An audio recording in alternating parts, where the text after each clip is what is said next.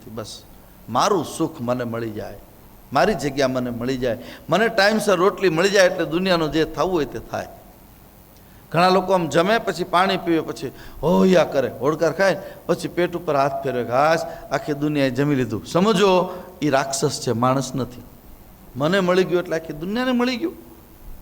આપણા દેશના કેટલાય ગરીબો હજી ભૂખ્યા સૂવે છે આજની તારીખમાં.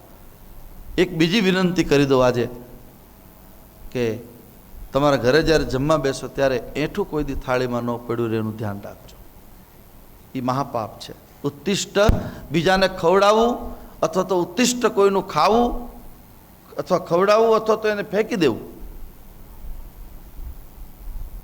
પાપ નહીં કરો, એ પાપ છે. ઘણી જગ્યાએ આપણે જોઈએ છીએ ત્યાં હવે તો બહુ, ત્યાં બગદાણાની અંદર તો 15-20 હજાર માણસ રોજ જમે. ત્યાં હવે તો 2 માણસો ત્યાં બેસે છે જ્યાં વાસણ સાફ કરે છે ત્યાં, અને ઊભા તો નહીં જમી લો, તમારે જમવું જ પડશે. તો લીધું શું કામ? પરાણે જમાડે. અને આપણા જમણવારમાં તમે જોજો 3 તપેલા મોટા મોટા ટોપ ભરાય એટલા એઠવાડ જવા દો. આ પણ એક રાષ્ટ્રદ્રોહ છે, યાદ રાખો. જેટલું જોઈએ એટલું 4 વાર લો ને. આપણા ઘરમાં આપણને કોણ ના પાડે છે? બીજાને ત્યાં જમવા જાઓ ત્યારે જોઈએ એટલું લો, ધીરે ધીરે 3 વાર 4 વાર કોઈ ના પાડતું નથી. પણ ઘણાને એવું હોય કે બીજી વાર આવશે નહીં તો નાખો નાખો નાખો, પછી ખાઈ શકે નહીં.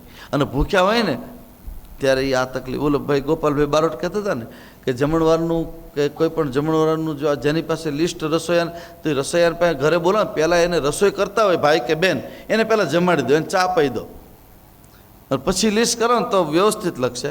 નહીં તો 3 કિલો અડદના જગ્યાએ 4.5 કિલો લખશે, કારણ કે પોતે અંદર ભૂખ્યા છે. આ ભગવાનની કથાનો રસ છે. ઉત્તિષ્ટ ન પડે એનું ધ્યાન રાખજો. આમ 2 અધ્યાયમાં સુખદેવ મહારાજે પરીક્ષિત રાજાને સુદામાખ્યાન કહ્યું. પછી સૂર્યગ્રહણના પ્રસંગે યાદવો પાંડવો ગોકુળથી સૌ કુરુક્ષેત્રમાં તીર્થ સ્નાન માટે પધાર્યા. એ કથા કહી. કુરુક્ષેત્રમાં સૂર્યગ્રહણના પ્રસંગે આખા ભારતમાંથી લોકો યાત્રાએ આવ્યા. યાદવો પણ ભગવાનની સાથે ગયા, પાંડવો પણ આવ્યા, દ્રૌપદીને સાથે લાવ્યા.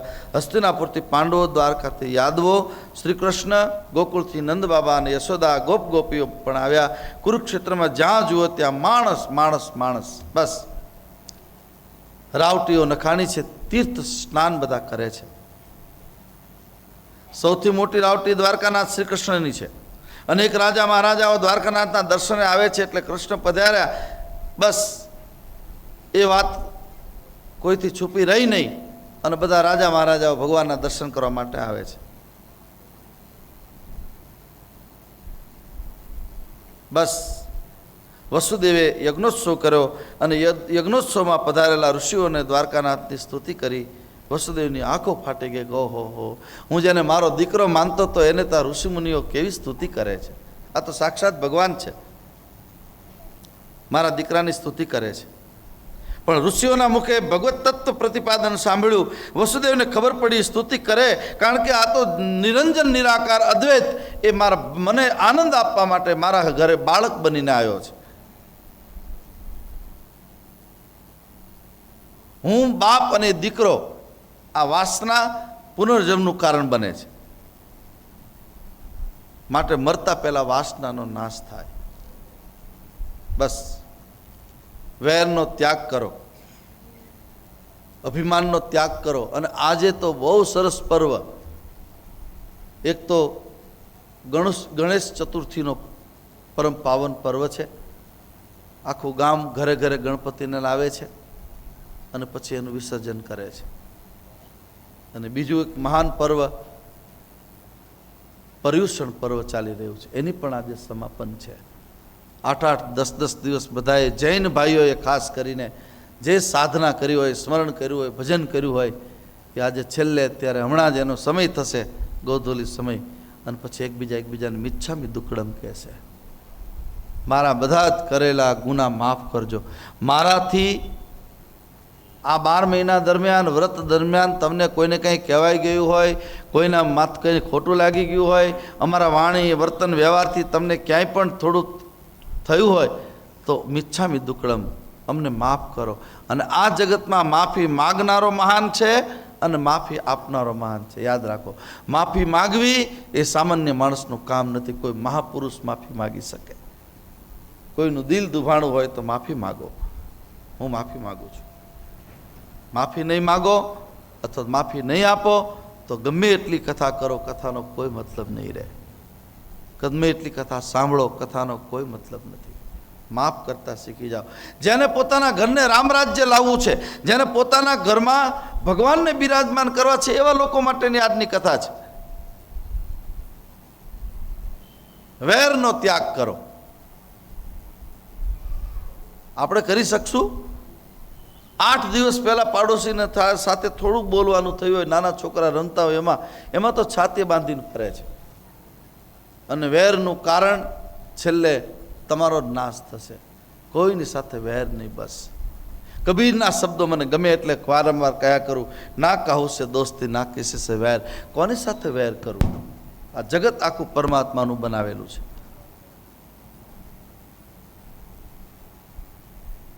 ભગવાનની પાસે કંઈ ઈચ્છા ન રાખો. પછી દેવકીજીને કહ્યું કે તમારે કાંઈ જોઈએ છે? દેવકી માં કહે છે, મને કહેતા શરમ આવે છે, પણ મારા મનમાં એક વાસના રહી ગઈ છે. જેના ઘરે દીકરો પરબ્રહ્મ પરમાત્મા બાળક બનીને ઉદરમાં જન્મ હોય, એ દેવકી માને પણ એક નાની એવી વાસના રહી ગઈ. એટલે વાસનાના નાશ માટેનો 10મો સ્કંદ છે આ. નહીં માં, તારે જે જોઈએ તે માગી લે. પરાત્પર બ્રહ્મ છો મારા તમે, હું એક જનેતા છું. તમે ભલે બ્રહ્મ રહ્યા પણ હું જનેતા છું. મેં બાળકને જન્મ આપ્યો છે. કંસે મારી નાખેલા મારા 6 બાળકો મારી નજર સામે નાળિયેર ફોડે એમ કંસ ફોડતો હતો. એ મારા બધા બાળકોને પાછા લાવી દો, કારણ કે તમે બ્રહ્મ છો, તમે ભગવાન છો. આ મારી છેલ્લી વાસના છે પ્રભુ. આ હું માં છું એટલે મારી વાસના મારા બાળક તરફ હોય. મને લાવી આપો.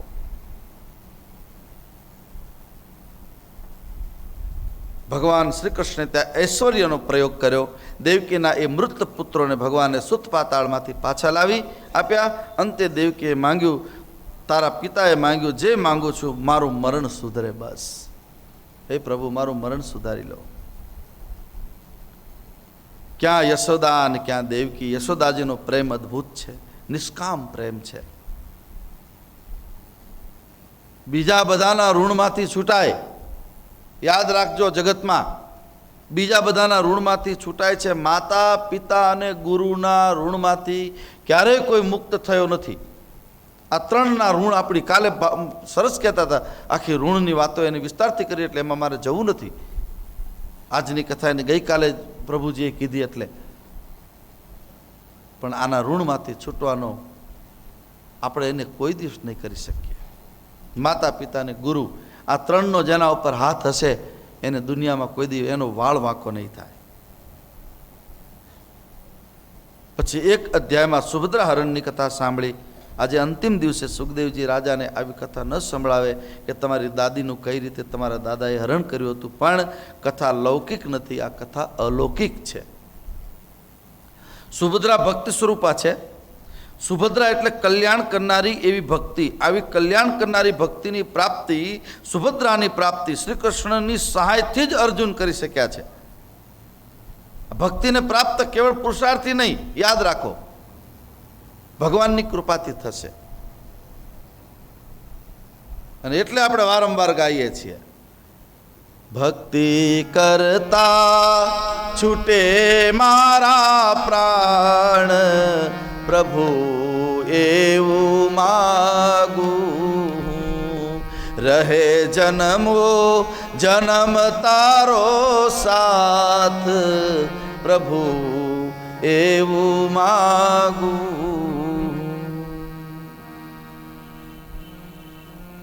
ભક્તિ કરતા કરતા એ મારો પ્રાણ છૂટે, બસ એવી ટેવ પાડીએ આપણે. બસ. અને ક્યારે થશે? પ્રભુની કૃપાથી. કૃપા માગો એની પાસે. પછી તો બહુલાશ્વ રાજા અને શ્રુતદેવ બ્રાહ્મણ બંનેને ત્યાં ભગવાન એક સાથે પધાર્યા. એના ઉપર અનુગ્રહ કરી બતાવ્યું. પ્રભુ એને રાજા રંગ એવો કોઈ ભેદ નથી. ભગવાન હૈયાના ભાવને જોઈએ છે, પદાર્થને નહીં. બસ આ જગતમાં મોટામાં મોટું કોણ, મોટા મોટો જ્ઞાની કોણ, મોટા મોટો મૂર્ખ કોણ? ભગવાન પાસે આવું કંઈ નથી. કોણ નાનું, કોણ મોટું, બધા સરખા છે. બસ પોથી પડપડ જગમવા પંડિત ભયા ન કોઈ. કબીરે કેટલી સરસ વાતો કરી છે. 2.5 અક્ષર પ્રેમ કા પઢે સો પંડિત હોય. 2.5 અક્ષર ખાલી કેવલ અને કેવલ પ્રેમથી ભગવાનને પોકારો. એક અધ્યાયમાં વેદ શ્રુતિનું વર્ણન કર્યું, વેદોએ આવી પરમાત્માની સ્તુતિ કરી. એક કથા 27મા અધ્યાયમાં કહી. એક અધ્યાયમાં વિષ્ણુ અને શિવના સ્વભાવનું વૈલક્ષણ બતાવ્યું. શિવ ગુસ્સે પણ જલ્દી થાય અને રાજી પણ જલ્દી થાય. વિષ્ણુ જલ્દી પ્રસન્ન થતા નથી, જલ્દી રાજી પણ થતા નથી. બસ બ્રહ્મા અને શિવને ભજનારાને અન્યને ભજનારને સંપત્તિ મળે, વિષ્ણુને ભજનારને મુક્તિ મળે છે. એક કહેવા માટે ભૃગુ મહારાજે ત્રિદેવતાઓની પરીક્ષા કરી. એનું પાલન કરનાર વિષ્ણુ શ્રેષ્ઠ છે એ બતાવ્યું.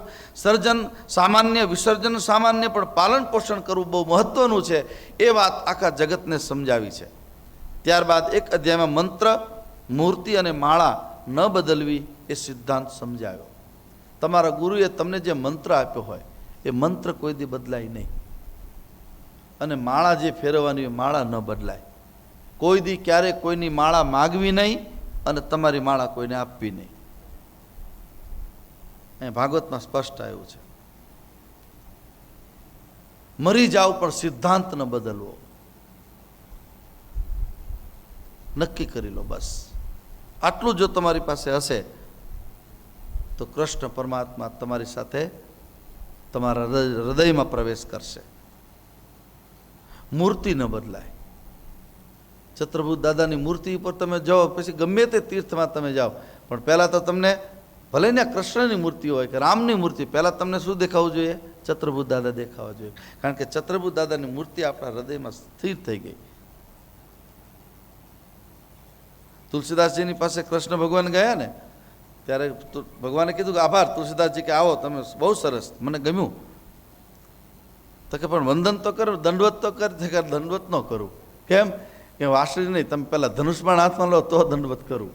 કારણ કે મારો રામ ધનુષધારી છે અને તુલસી ને ધનુષ, ભગવાને ધનુષબાણ લીધા છે. એક ફોટો મારી પાસે કલ્યાણમાં મેં આવા લીધો તો ક્યાંક બાકી રહી ગયો હશે, કે એક બાજુ ભગવાન કૃષ્ણ બાંસુરી લઈને ઊભા છે અને વચ્ચે પાછા ધનુષબાણ લઈને પણ પ્રભુ ઊભા છે, ભક્તના મનનું રંજન કરવા માટે. અંતિમ અધ્યાયમાં શ્રી કૃષ્ણ પત્નીઓ દ્વારા થતી કૃષ્ણની સેવાનું, શ્રી કૃષ્ણ લીલાનું સંક્ષેપમાં વર્ણન કર્યું. દસમ સ્કંદને વિરામ આપ્યો. કૃષ્ણની આ બધી જ અલૌકિક લીલાઓનું ચિંતન કરતાં કરતાં મન શ્રી કૃષ્ણમાં લય પામે છે. મુક્તિ લીલા, એકાદશ સ્કંદ ભગવાનનું મસ્તક છે. એકાદશ સ્કંદ એટલે ભગવાનનું મસ્તક. આ મુક્તિ લીલા એનું લક્ષણ છે મુક્તિ. મસ્તક જ્ઞાન પ્રધાન છે, બુદ્ધિ પ્રધાન છે, એમાં જ્ઞાનની પ્રધાનતા છે. આપણું મન જે છે, આપણું આ મસ્તક, આટલો જે ભાગ છે, તમે વિચારો કે તિલક જ્યારે કરવાનો હોય તો કપાળમાં જ કેમ? હા, અમારા સાધુમાં 12 તિલક હોય, 10 જગ્યાએ તિલક કરવાના હોય શરીરમાં, પણ તમારે કપાળમાં, કારણ કે મસ્તિષ્કમાં બુદ્ધિ રહેલી છે. હું મારી બુદ્ધિની પૂજા કરું છું, અને જેની બુદ્ધિની રોજ પૂજા થતી હોય એની બુદ્ધિ ક્યારેક ખોટો ખરાબ વિચાર ન કરે. આપણે ગમે ત્યાં ફસાઈ જઈએ છીએ. યાદ રાખો, રૂપમાં, કુરૂપમાં, સ્વરૂપમાં, ધૃણામાં, તિરસ્કારમાં આપણું મન વિચલિત થઈ જાય છે. એનું કારણ તમારી બુદ્ધિની પૂજા થઈ નથી. અહીંયા બતાવ્યું છે.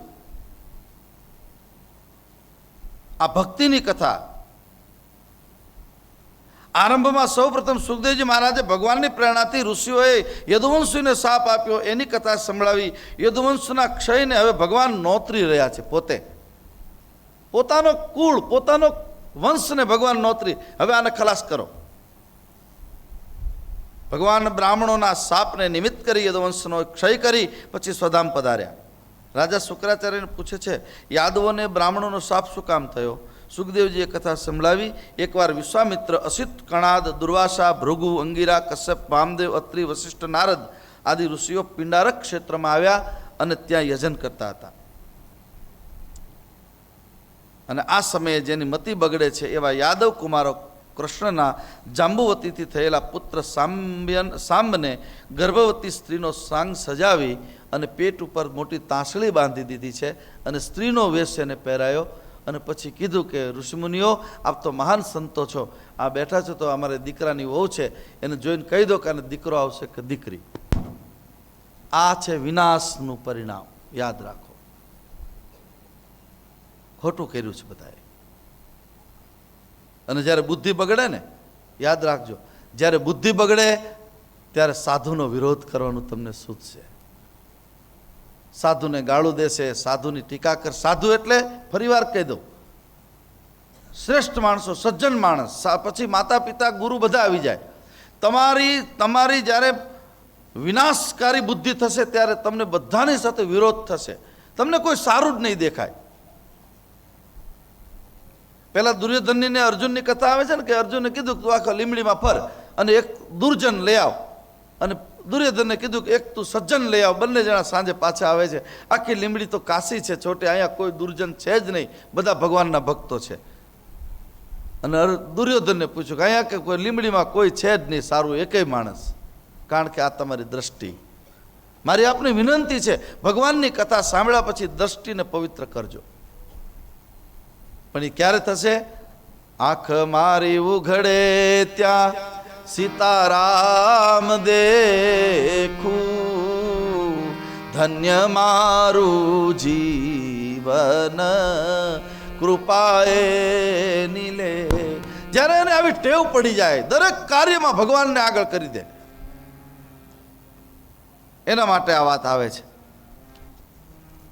એટલે કહ્યું કે અંદર તમારા પેટમાં, આ બેનના પેટમાં શું છે એની મને તો ખબર નથી, પણ એક વસ્તુ ધ્યાન રાખજો, આમાંથી જે નીકળશે યદુવંશનો નાશ કરશે. શ્રાપ મળી ગયો છે. આશીર્વાદ લેવાની ટેવ પડે તો સારું, ન પડે તો ચિંતા નહીં કરતા, પણ મારી હાથ જોડીને વિનંતી છે, કોઈનો શ્રાપ ન લાગી જાય એનું ધ્યાન રાખજો, નહીંતર કોઈ બચાવશે નહીં તમને. આશીર્વાદ મળવા હોય તો મળે, ન મળે તો કાંઈ નહીં. ક્યાં કોઈ કહે છે સાધુની સેવા કરવી હોય તો કરો, ન કરો તો ક્યાં તમારી ઉપર છે, પરંતુ શ્રાપ ન લાગી જાય એનું ધ્યાન રાખવું. પછી તો નવ યોગેશ્વરની કથા કહી છે. ભગવાનની આરાધના કરતા કરતા જીવ અને છેલ્લે દત્તાત્રેય 24 ગુરુ કરે છે. એક ગુરુ નહીં, 24 ગુરુ. દત્તાત્રેય ભગવાનનું આખું વર્ણન એને આવ્યું છે. મધમાખીને પણ ગુરુ કરી છે, કૂતરાને પણ ગુરુ કર્યા છે.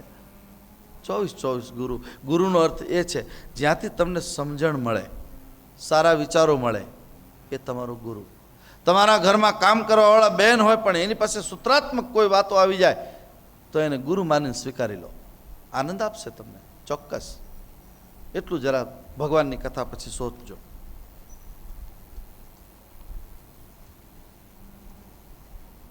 સુખદેવ મહામુનિ પરીક્ષિતને કહે છે, રાજન, પરમાત્માની અનેક લીલાઓનું વર્ણન તમારા મનને કઈ રીતે શાંતિ આપે છે, એના માટે એક જ હરિસ્મરણ સાથે તમે ભગવાનની કથા સાંભળો. વૈરાગ્યની રીત છે વિવેકપૂર્વકનો વૈરાગ્ય. જગતમાં નિત્ય શું અને અનિત્ય શું એ સમજાય એનું નામ છે વિવેક. વિવેકનો ઉદય થાય એટલે સંસારમાં બધા જ પદાર્થો નાશવંત છે એવું પછી છેલ્લે નીકળે. અત્યારે તમે જોજો, ઘણીવાર આપણને ગમે નહીં, નાના નાના છોકરા હોય 5, 10, 7 વર્ષના, એને દીક્ષા આપી દેશે. હવે જેની પાસે હજી પોતાનો વિચાર નથી, વ્યાકરણ સાથે પોતે હજી બોલતા શીખ્યું નથી, એની પાસે આપણે વ્યાખ્યા કરાવીએ છીએ. દોષ દ્રષ્ટિપૂર્વક વૈરાગ્ય. જગતના તમામ પદાર્થો તરફ જ્યારે દ્રષ્ટિ કેળવાય ત્યારે સમજવાનું કે હવે હરિની કૃપા આપણા ઉપર ઉતરી છે. અરુચિપૂર્વક વૈરાગ્ય. જગતના પદાર્થમાં અરુચિ થાય, ધરાઈ જાય, ગમે નહીં. આપણને તાવ આવ્યો હોય પછી કોઈ આમ તો ફ્રૂટ આપણને ભાવે, સફરજન, ચીકુ ગમતું હોય, જે લોકો ભાવ ખાતા હોય, પણ તાવ આવે પછી મને નથી ભાવતું. એક અડધું સફરજન લો ને, ના ના ના મને નથી ભાવતું. શું કામ નથી ભાવતું? કારણ કે અંદર તાવ આવ્યો છે. બહુ સરસ વાતો આવી છે. આપણા જીવનમાં જ્યારે એક વસ્તુ થશે, ઈષ્ટની જ્યારે કૃપા થશે, ત્યારે બધા કરતાં વહેલું એક કામ એ થશે કે આપણને આખું જગત રૂપાળું લાગશે. વલ્લભાચાર્યની દ્રષ્ટિમાં જગતમાં, એટલે હું હંમેશા પહેલા દિવસથી કહેતો આવું છું, જ્યાં સુધી વેર અને વાસના આપણા મનમાં છે ત્યાં સુધી તમને શાંતિ પ્રાપ્ત નહીં થાય. જેને શાંતિ પ્રાપ્ત કરવી છે ને આટલું કરવું પડશે.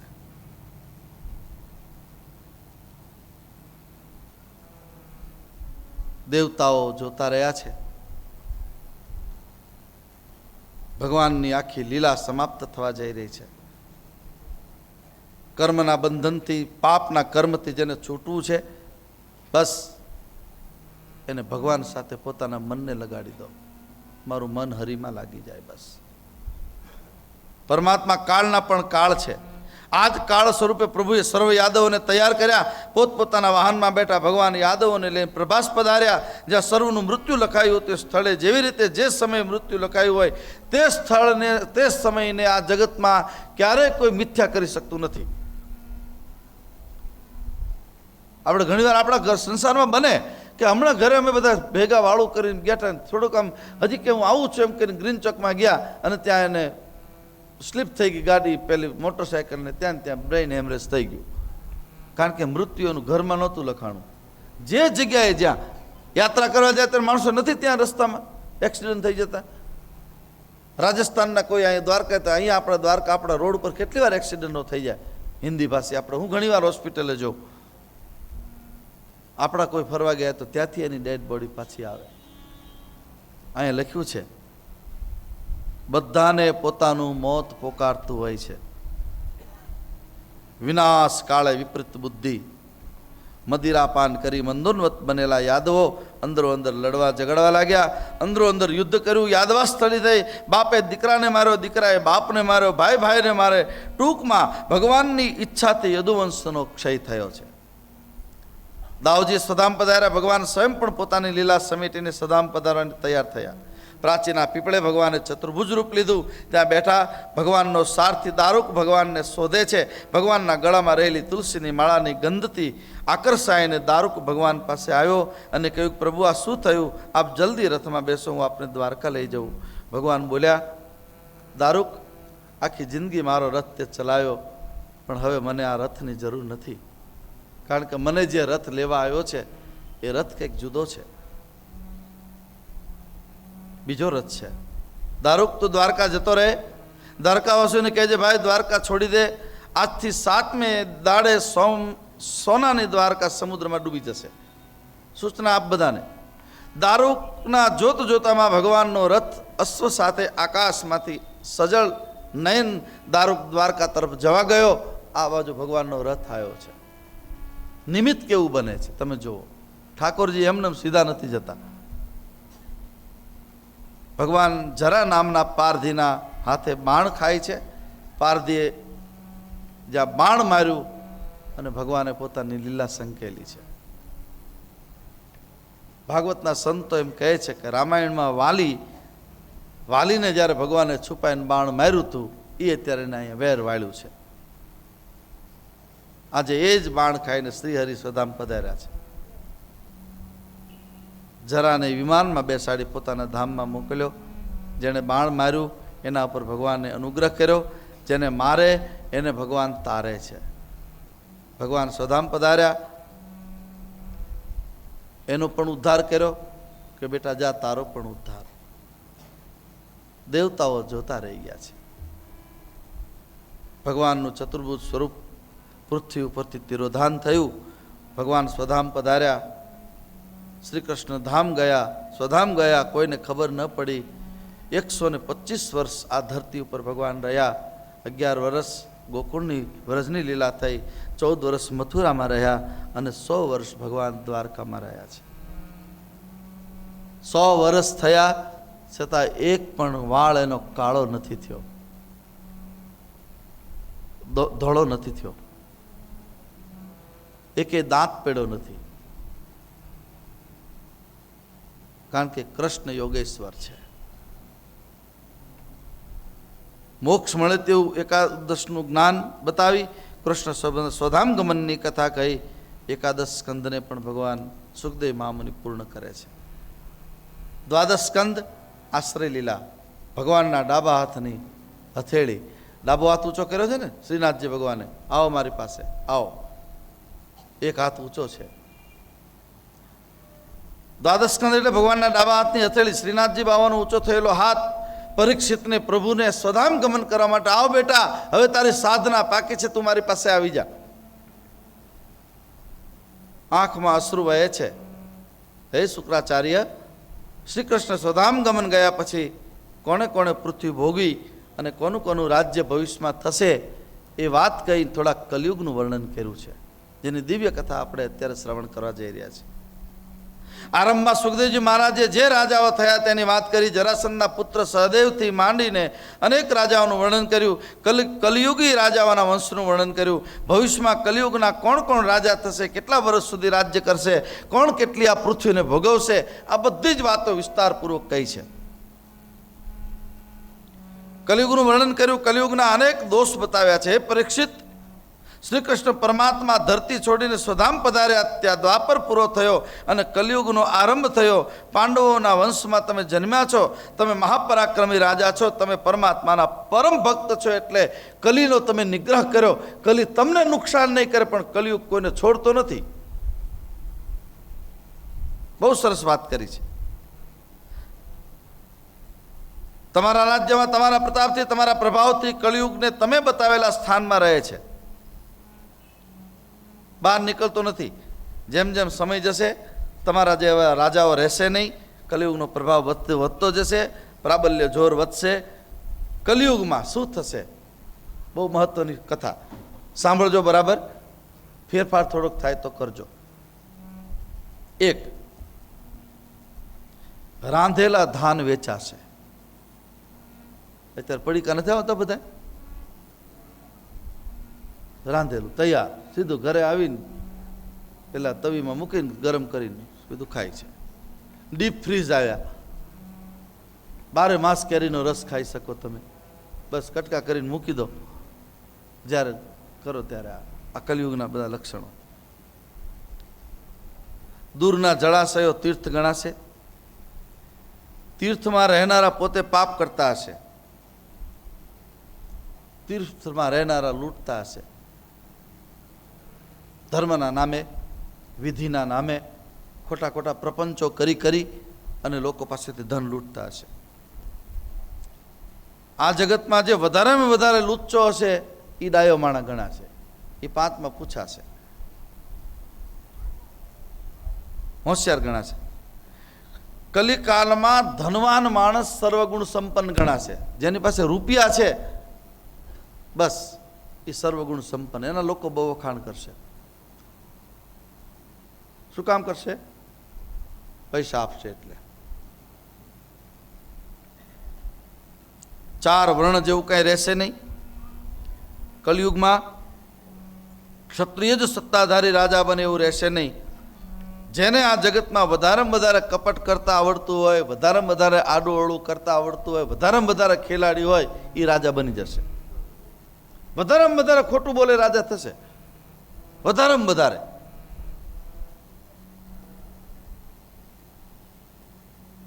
રાજાઓ અને શાસકો પ્રજાપાલક નહીં હોય. સત્તાધારીઓના હૈયે પ્રજાનું હિત નહીં હોય, પોતાનું હિત પહેલા વિચાર કરશે. અત્યારે આ બધું દ્રશ્ય નજરે જોવે દેખાય છે આપણને. આપણે આપણું પોતાનું કરી લો બસ, પ્રજાનું જે થવું હોય તે થાય. સ્વાર્થ માટે સત્તા ભોગવશે, પ્રજાને પીડાશે. બ્રાહ્મણોને સંસ્કારમાં કેવળ જનોય જ રહેશે, બીજું કંઈ હશે નહીં. બ્રાહ્મણનો દીકરો હશે, સંધ્યાવંદન નહીં કરતો હોય. બ્રાહ્મણનો દીકરો હશે, રુદ્રીપાઠ એને નહીં આવડતો હોય અને અભક્ષ ભક્ષણ કરતો હશે. આ બધા લક્ષણો અદ્ભુત બતાવ્યા છે.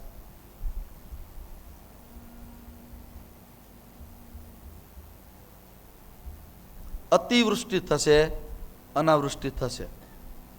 અત્યારે અનાવૃષ્ટિ થઈ, આપણે 72 કાઢી નાખ્યું અને હવે વરસાદ ચાલુ થયો છે. હવે ચાલુ થયો છે, બંધ થતો નથી. અત્યારે જરૂર છે બંધ થવાની, 15 દી મહિનો બંધ રહી જાય તો સામાન્ય મોલ બધા જે એ બધા પાકી જાય, પણ થશે નહીં, કારણ કે આ કારણ છે કલયુગ.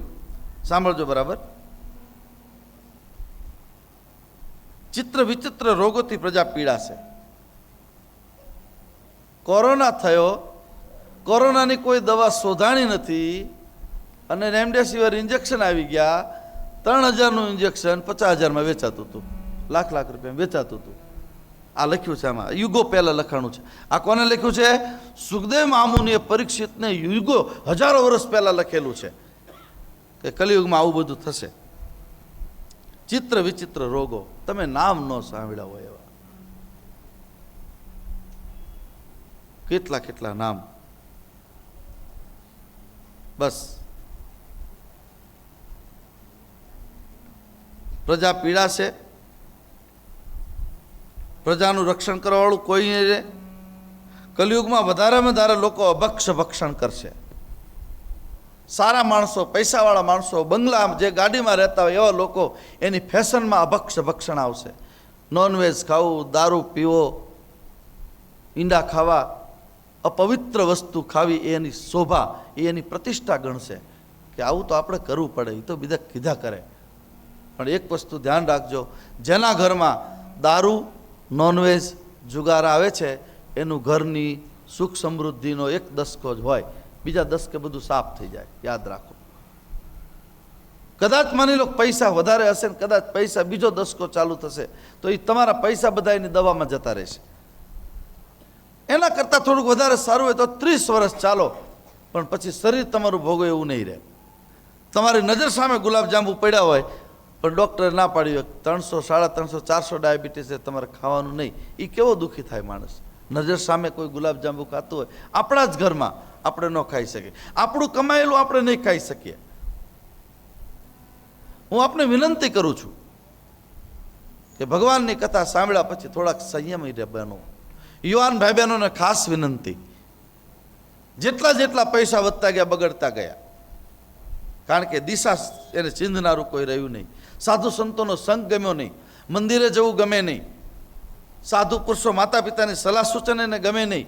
એક વસ્તુ યાદ રાખજો, જે દીકરા કે દીકરીને પોતાના મા બાપ સલાહ આપે ને ન ગમે ત્યારે સમજવાનું કે હવે આનો સત્યાનાશ નજીક છે. આ સીધે સીધી વાત, કોઈ બચાવી શકશે નહીં તમને. માતા પિતા અને ગુરુ આ ત્રણનો જેના ઉપર વજન રહે છે એવા લોકોને દુનિયામાં કાળ એનું કાંઈ બગાડી શકતો નથી. પણ આ કલિયુગના બધું આ વર્ણનમાં આવ્યું છે એટલે કહું છું. પશુવત જિંદગી જીવશે. ક્યારે ખાવું, ક્યારે પીવું, ક્યારે સૂવાનું કોઈ નિયમ નહીં હોય. 12 વાગે હોટલોમાં જમતા હોય, રાતના 1 વાગે 2 વાગે હોટલોમાં ખાતા હોય.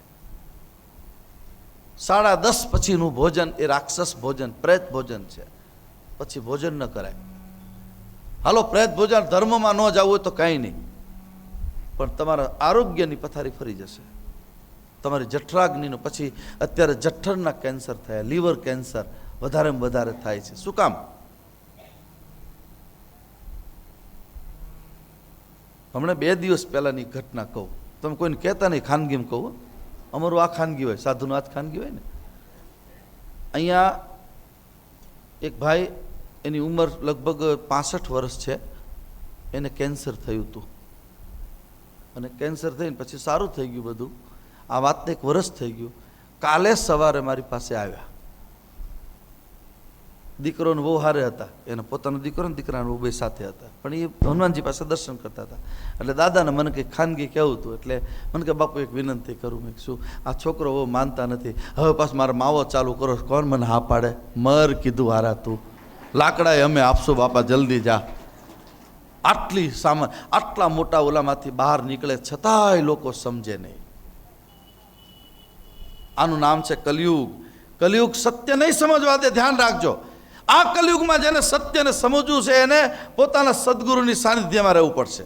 ગુરુ એક જ એવું તત્વ જગતમાં છે. ગુરુ એટલે ફરીવાર કહું કે કોઈ બાપુ જરૂરી નહીં, જે તમને સારા અને શુદ્ધ વિચારો આપે, ભલે એને પેન્ટ બુશર્ટ પહેર્યું હોય, એવાનો સંગ કરો. સંગ તું કરો તો પાનભાઈ એવાની કરજો જે ભજનમાં રહે ભરપૂર. આજે મૂળ મોટામાં મોટો વાંધો છે કુસંગ. કુસંગે મારી નાખ્યા છે. મિત્રો બનાવો તો એવા ભરપૂર બનાવો જે તમને સારી સલાહ આપે. ખોટા રસ્તે લઈ જાય, કુપંથ મેલી સુપંથ ચલા, સારા રસ્તેથી ખરાબ રસ્તે લઈ જાય એવો મિત્ર કરોડપતિનો દીકરો હોય તો જતો કરો એને. જો તમારા જીવનમાં, તમારા ઘરમાં રામ રાજ્ય જેને લાવવું છે એના માટે આ છેલ્લી કથા છે. કારણ કે નાના નાના સૂક્ષ્મથી સૂક્ષ્મ કોઈ પણ અંશ જો પરીક્ષિતના મનમાં રહી જશે તો એનો મોક્ષ નહીં થાય. એટલે અહીંયા ગુરુ ખીલ્યા છે, 2 કાંઠામાં વહે છે આ કલિયુગનું વર્ણન કરતા કરતા. ગમે તેમ કરીને પેટ ભરવું, બસ સાચું ખોટું કરીને પણ પુરુષાર્થ ગણાશે. લગ્નની કોઈ પરંપરા નહીં રહે. રજીસ્ટ્રેશન કરાવી નાખો એટલે લગ્ન થઈ ગયું. યાદ રાખો. આ લાવવો પડ્યો કાયદો, લાવવો પડે લવ જેહાદનો કાયદો સરકારને લાવવો પડ્યો. કારણ કે મળે પણ સૂજ્યું, સારું થયું.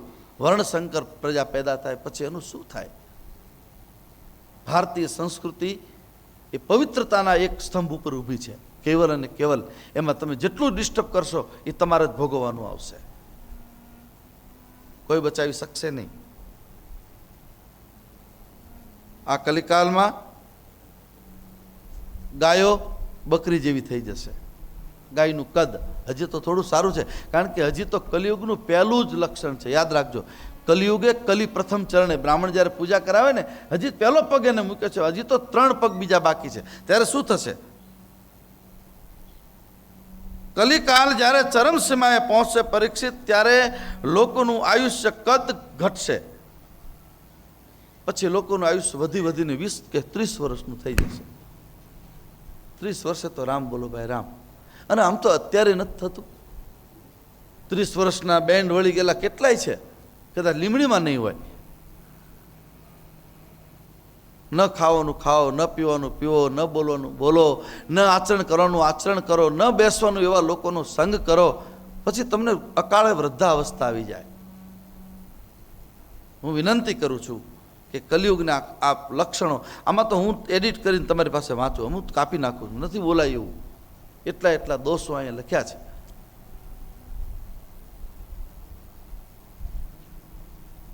જીવનમાં સંયમ જેવું રહ્યું નહીં. જમવા બેઠા હોય દાળ થોડીક આમ ઠરી ગઈ હોય તો મગજ જતો રહે એનો. સોચો, પોતાની પત્ની, પોતાની બહેન, પોતાની દીકરી, પોતાની માએ પવિત્રતાથી ભગવાનનું નામ લેતા લેતા પવિત્ર રસોઈ ઘરે બની હોય, પાણી ગળીને તેલ ગળીને વાપર્યું હોય પવિત્રતાથી, એ એને ભાવશે નહીં. અને હોટલમાં ચારિત્રહીન કેવા લોકોએ ક્યારે બનાવ્યું હોય, કેટલું ગંદુ, કેટલું આ ફ્રીજમાં રાખેલું સડેલું, એ એને ભાવશે. કારણ કે યુગનો પ્રતાપ હોટલનું ભાવશે, પોતાની માના હાથનું નહીં ભાવે, પોતાની પત્નીના હાથનું નહીં ભાવે. સંયમ જેવું રહ્યું નહીં. ભોગાશક્તિ વધી ગઈ. કેટલી ઘટનાઓ, દુષ્કર્મની ઘટનાઓ, બળાત્કારની ઘટનાઓ ઘટે છે આપણી નજર સામે. એના મૂળમાં બધું આ છે.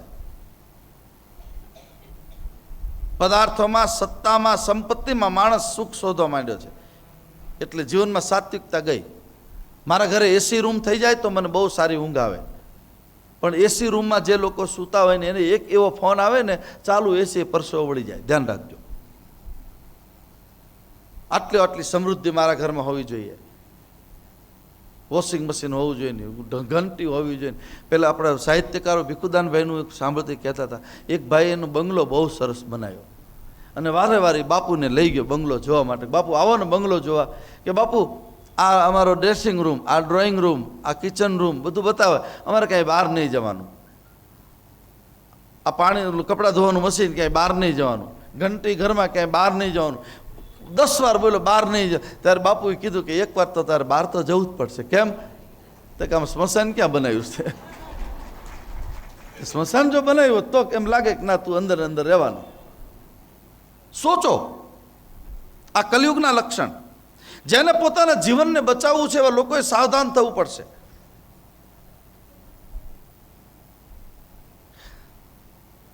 સાચી વાત તમને જ્યારે કોઈ કહે અને સાચી વાત સ્વીકારવાનું જ્યારે તમને મનમાંથી થાય કે ના હવે મારે સ્વીકારી લેવું છે, ત્યારે સમજો કે તમારી ઉપર ભગવાનની કૃપા થઈ છે. કલી જ્યારે ચરમ સમયે પહોંચશે ત્યારે બ્રાહ્મણને ત્યાં ભગવાનનો અવતાર થશે. કલ્કી મહારાજ કલિયુગને ઉથાપી સતયુગનું પુનઃસ્થાપન કરશે. એના દિવ્ય દેહમાંથી જે દિવ્ય સુગંધ નીકળશે એમાં સૌના મન પાછા નિર્મળ થઈ જશે. પણ કલિયુગનો એક સરસ મજાનો સદગુણ પણ અહીંયા કયો છે. રાજા, આમ તો કલિયુગનું કેટલા મોઢે તને કહું. કલિયુગનું આયુષ્ય કેટલું છે? 4,32,000 વર્ષનું કહ્યું છે. 4,32,000. કલીના અનેક દોષો છતાં સુખદેવજીએ છેલ્લે કલિયુગનો મોટામાં મોટો સદગુણ બતાવ્યો. રાજન, સંતોએ કલિયુગને શ્રેષ્ઠ એટલા માટે માન્યો છે. કલો કેશવ કીર્તનાથ. આ કલિયુગમાં કેવલ અને કેવલ ભગવાન જેને પ્રાપ્ત કરવા છે એને બીજું કંઈ નહીં કરવાનું. હે ગોવિંદ, હે ગોવિંદ, હે ગોવિંદ. બસ ભગવાનનું નામ ભાય કુભાય અનગ આલસહુ નામ જપત મંગલ દિશ દસહુ. દસે દિશાઓમાંથી જેને પોતાનું કલ્યાણ કરવું છે એને આ કલિયુગમાં કેવલ હરિ નામ. બસ ભગવાનના નામ માટે કલિયુગ ઉત્તમ છે. ત્રેતાયુગમાં, દ્વાપરમાં, સતયુગમાં તો બહુ ભગવાન કઠિનતાથી પ્રાપ્ત થતા હતા. પણ આ કલિયુગ એક જ એવો યુગ છે કે કેવલ હરિગુણ ગાહા સુમિર સુમિર નર ઉતરહી પારા. આ કલિયુગમાં કેવલ અને કેવલ જ્યારે તમે નામનો આશ્રય કરશો એટલે વિનંતી કરું, રોજ રાત્રે જ્યારે જેટલો સમય મળે ત્યારે ગોવિંદ હરે ગોપાલ હરે સર્વેશ્વર દીન દયાલ હરે ગો.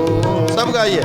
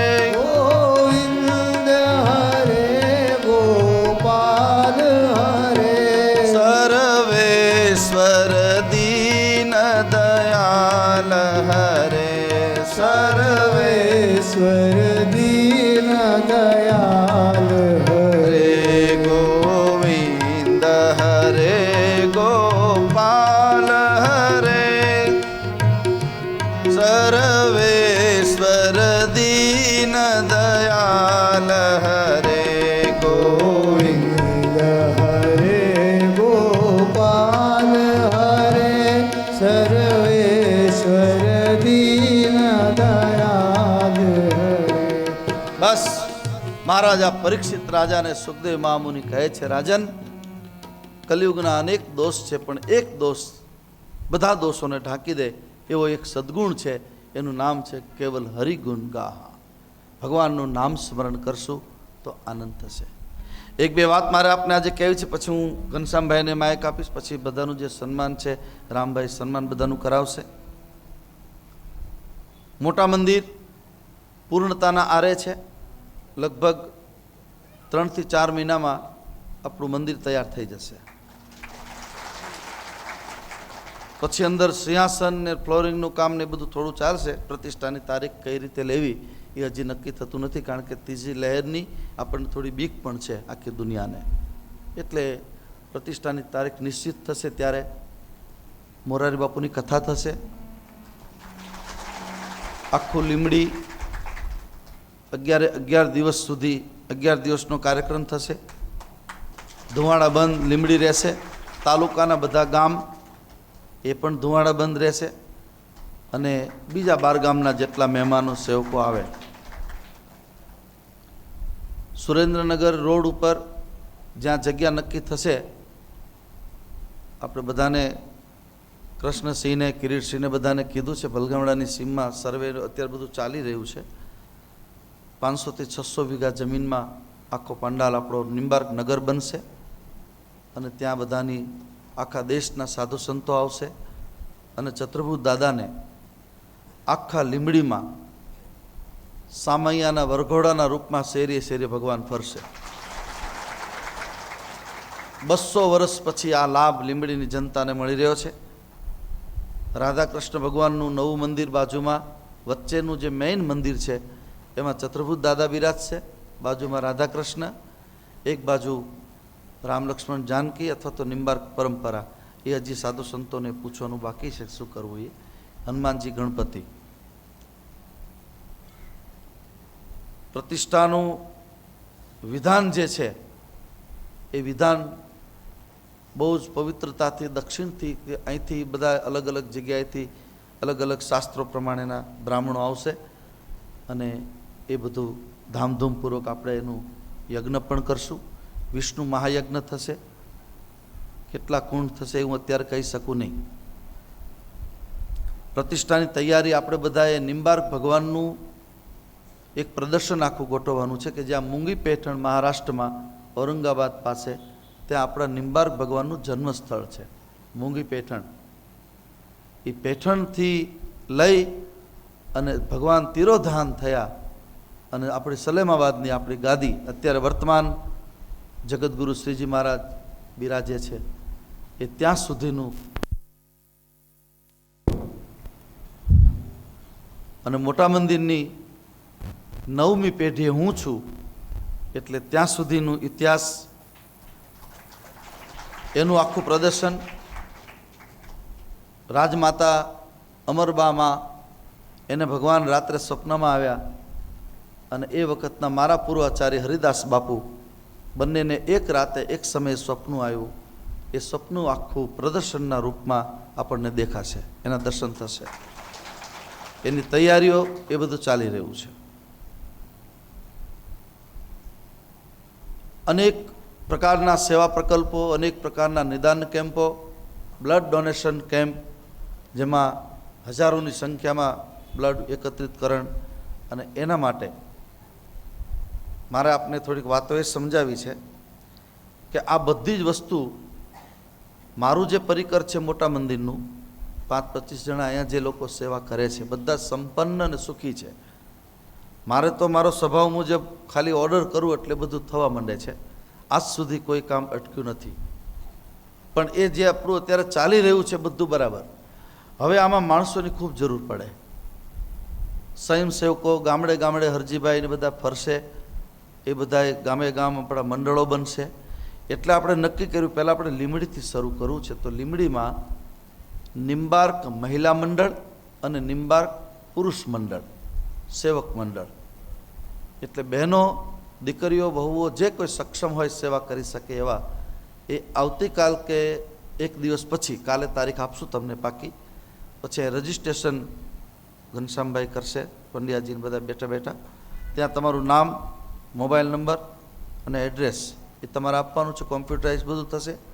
જ્યારે જેટલા માણસોની જરૂર પડશે એટલાને અહીંયા બોલાવશે, એટલાને જ આવવાનું અને પછી જે જે કામ અહીંથી સોંપશે એ કરવાનું છે. મોટા મંદિર મારું નથી, તમારું છે, તમારે બધા ઉપાડવાનું છે. મારું કામ તો ખાલી બસ ભગવાનને પ્રતિષ્ઠા કરવા માટે પ્રાર્થના, એ જ મારું કામ છે. વડીલ બહેનો જે હોય, દાદીઓ જે હોય, જેની ઉંમર 70 ઉપરની, એ પણ પોતાનું નામ લખાવે. પણ એને શું કરવાનું છે? એને અહીંયા બેઠા બેઠા બીજી બધી વસ્તુનું માર્ગદર્શન કરવાનું છે. એને ફરવાનું નથી. પણ તમારા બધાએ જ્યાં પણ કામમાં મોકલે, તમને ક્યાંય સફાઈ કામ હોય કે અનાજનું કામ હોય કે કંઈ વસ્તુ આવતી, કોઠારનું કામ હોય, કોઈ ઘરે ઘરે આમંત્રણ દેવાની વાત હોય, સામૈયા ભગવાનના આપણે એવા કરવા છે કે 1008 દીકરીઓ પોતાના માથે બેડા મૂકીને ભગવાનના સ્વાગત કરે, એટલી કન્યાઓ. આ બધી તૈયારીઓ કરવા માટે તમારે બધાને કામે લાગવાનું છે. નાની નાની દીકરીઓથી લઈ અને મોટા વડીલ સુધી. પણ આજથી તમારે એવું માનો, કાલ તો હવે વ્યાસપીઠ તો હું છોડીશ, પાછા ભગવાન હવે પછી એવું નક્કી કરશું, આ બધા મંડળો કરીએ છીએ એટલે કે મહિને એકવાર સત્સંગ નહીં પણ મિટિંગના રૂપમાં બધાએ ભેગું થવાનું. જે કામ સોંપવામાં આવ્યું કેવી રીતે કરવું. આપણે ક્યારેય કોઈને કટ્ટરપંથી બન્યા નથી.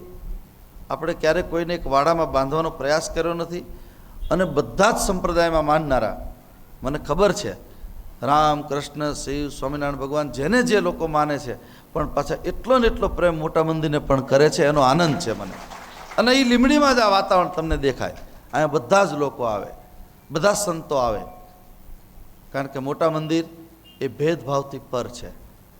અને હું ભગવાનને કાયમ પ્રાર્થના કરું છું કે ભગવાને મારામાં સેન્સર મૂક્યું જ નથી કે આ નાનો ના મોટો. અહીંયા કોઈ વીઆઈપી નહીં, બધા જ વીઆઈપી. ભગવાનને જન્મ આપ્યો છે બધા જ. પણ આ જે કાર્ય છે સેવાનું એ નાનું નથી. તમારા ઘરે તમારા દીકરા કે દીકરીના લગ્ન હોય અને એનો તમને જેટલો આનંદ હોય એટલા આનંદથી કામ કરવાનું હોય એ જ નામ લખાવજો. તમારું પોતાનું હોય એ જ કે બાપુએ કીધું એટલે આપણે લખી નાખવું પડશે એવી રીતે નહીં. તમને કોઈને હેરાન નથી કરવાના, કોઈને બોલાવવાના. જ્યારે જ્યારે જરૂર પડશે, પ્રસંગ નજીક આવશે ત્યારે તરત.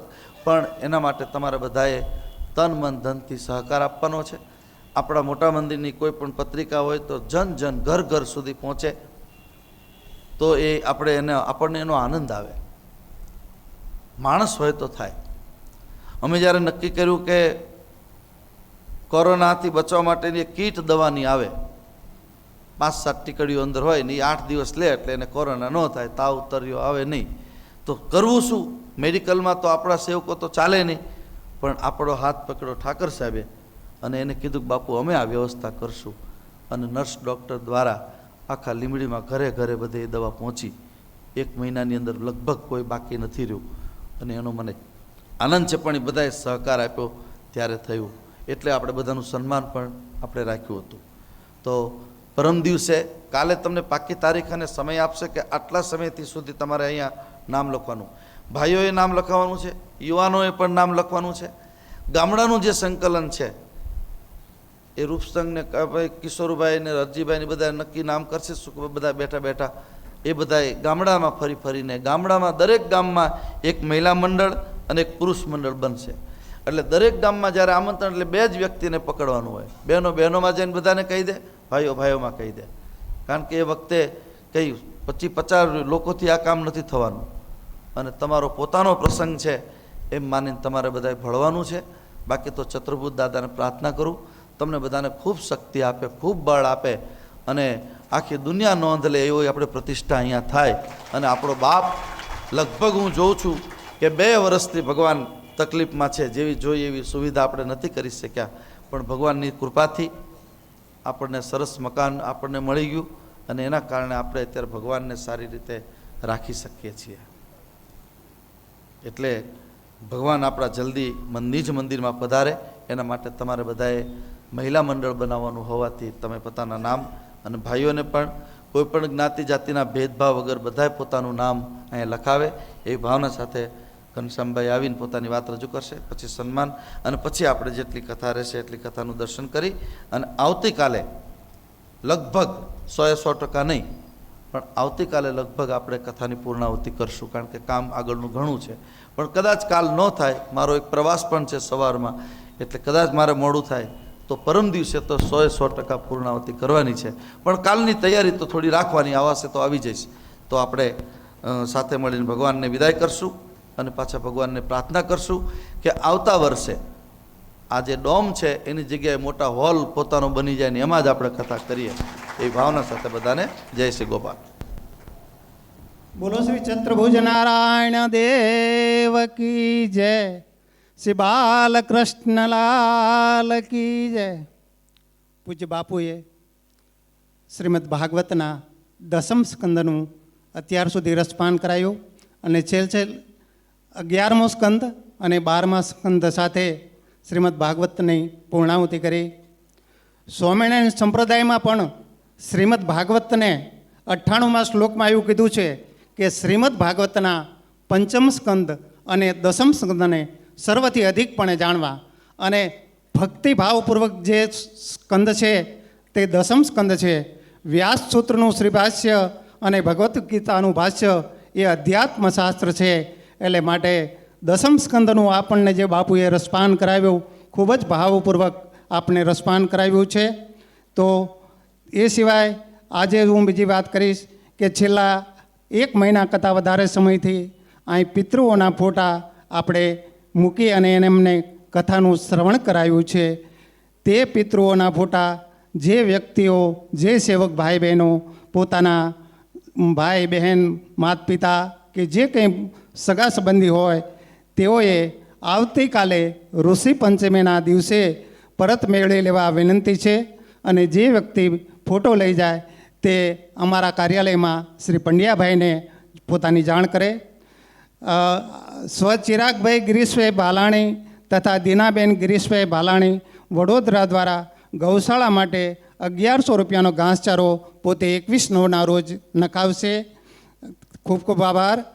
બીજું કે આપણે આવતા રવિવારે એટલે કે પરમ દિવસે રાત્રે લગભગ 12 વાગ્યાની આસપાસ માલસર જવા માટે નીકળવાનું છે.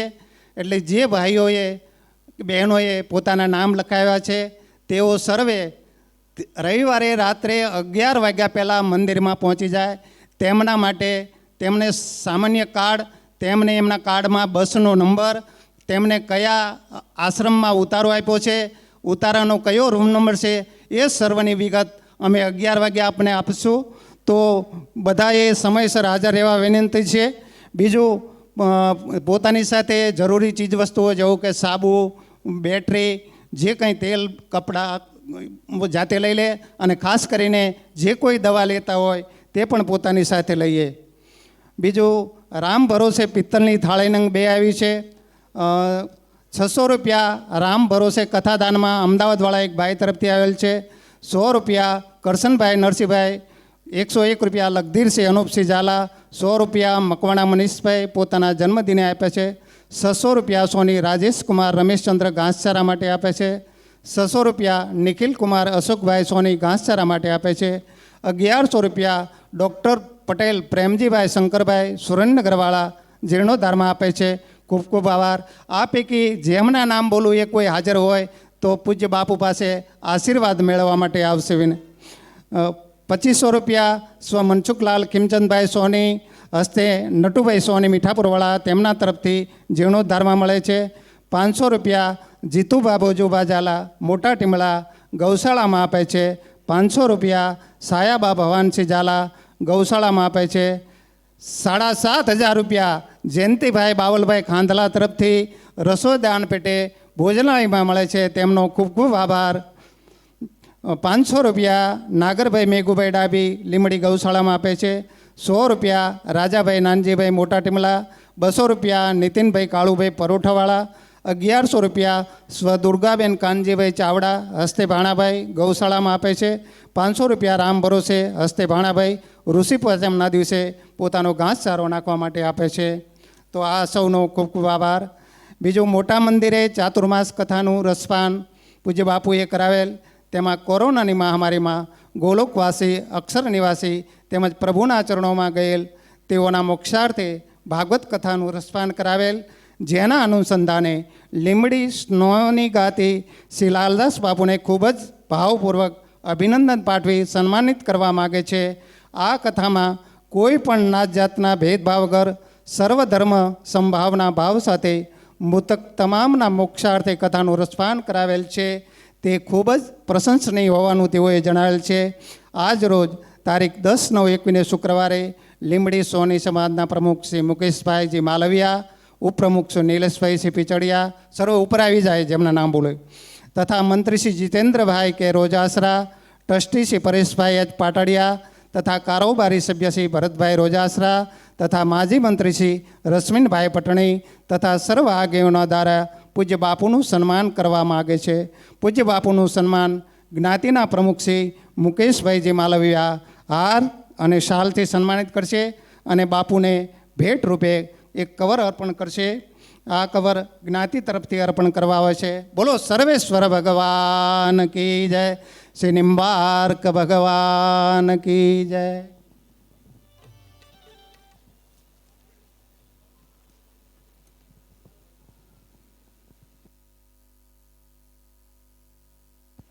પૂજ્ય બાપુ કાયમ એમ કહે છે કે મંગળામાં ભગવાનના દર્શન કરે ત્યારે બાળ સ્વરૂપ દેખાય છે.